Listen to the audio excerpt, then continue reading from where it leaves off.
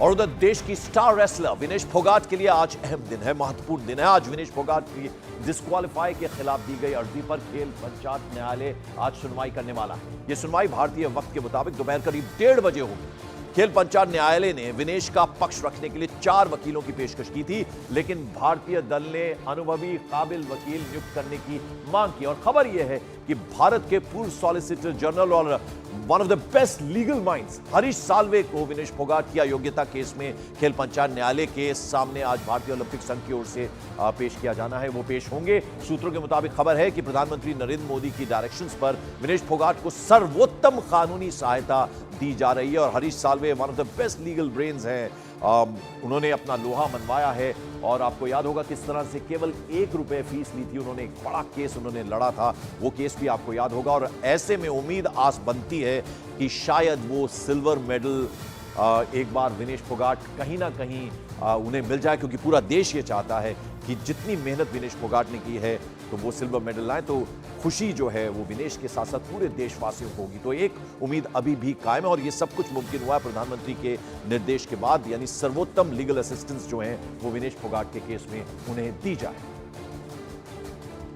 विनेश फोगाट और उनका परिवार जहां पेरिस ओलंपिक से डिस्क्वालीफाई होने के बाद से दुखी है, निराश है, तो दूसरी तरफ उनकी बहन बबीता फोगाट ने विनेश के नाम पर राजनीति करने वालों पर करारा प्रहार किया। बबीता ने कांग्रेस नेता भूपेंद्र हुड्डा और दीपेंद्र हुड्डा का नाम लेकर कहा कि वो लोग विनेश मामले में पॉलिटिक्स ना करें और खिलाड़ियों के कंधे पर बंदूक रखकर न चलें।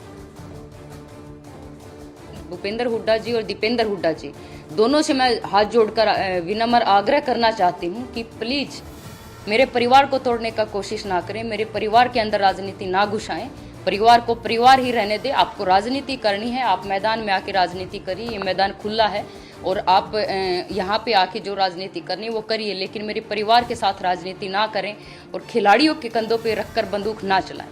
जब घर पे आएगी तो पापा ने भी कहा है कि मैं बात करूँगा और उसको मैदान में लेकर आऊँगा और उनसे बातचीत करेंगे, ताकि वो आने वाले समय 2028 जो ओलंपिक है उसके अंदर मैदान में उतार कर उनको खिलाएं। और वो भारत देश का जो सपना था, अपनी माँ का और मेरे पिताजी का, एक गुरु का जो सपना था ओलंपिक के अंदर गोल्ड मेडल लाने का, तो दोबारा से उसको मैदान में उतार कर हम सब प्रयास करेंगे कि वो देश के लिए मेडल लेके आए।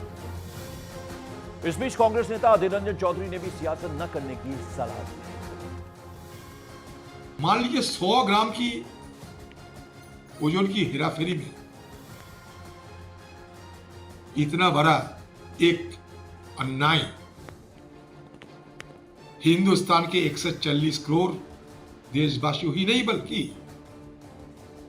सारे स्पोर्टिंग वर्ल्ड, खेल की जगत, इसको निंदा करना चाहिए।